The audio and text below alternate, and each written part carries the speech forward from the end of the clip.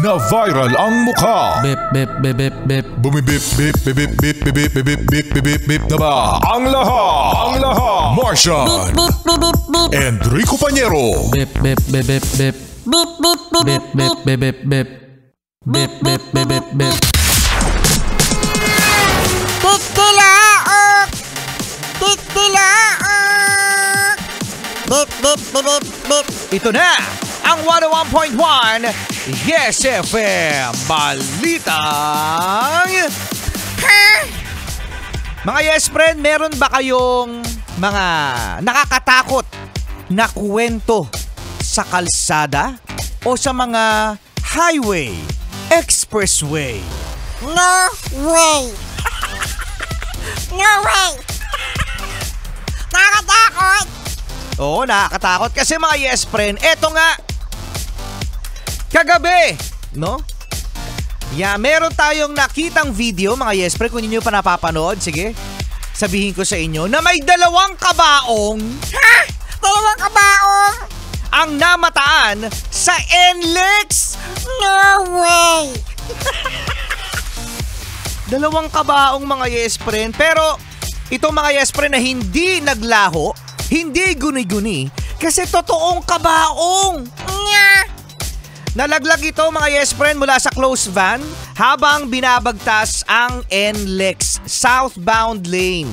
Okay? So meron niyang isang motorista na si Noel Luartes ang nagsabi na ito daw ay nangyari sa Pulilan exit, mga Yes Friend, no?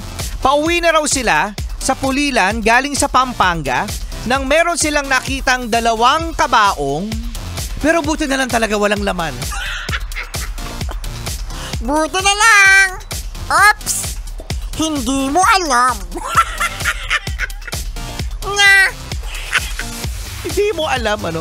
Oo, tapos ngayon dahil nga sa mga debris na nahulog, mga Yes Friend, nakabaong na ito, ay nasira ang sinasakyan ni Kuya na nagtitake ng video. At napagkasunduan naman ng driver, okay, at ng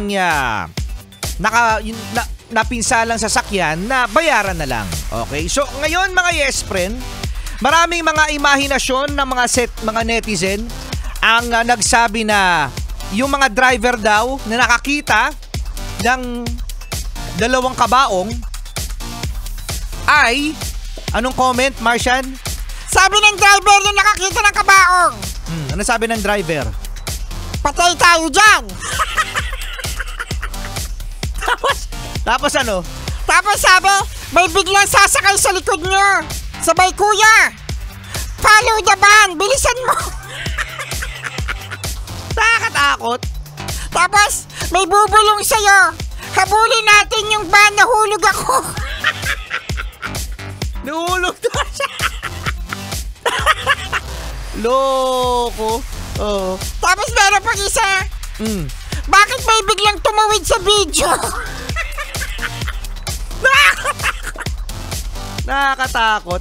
Oh, i-deliver daw mga Yes Friend, ano? Ang kabaong. Oo, sa mismong may kailangan. Ayan, oo. Kaya sa mga Yes Friend natin diyan mag-ingat, no? At buti na lang talaga mga Yes Friend walang na-aksidente na sasakyan na bumangga sa kabaong. Kasi baka siya yung... baka siya yung pumasok. Instant. Ayan na, pinaghandaan na namin. Higa ka na. Bastos ka. At yan ang ating Yes FM Balitang Tabaong.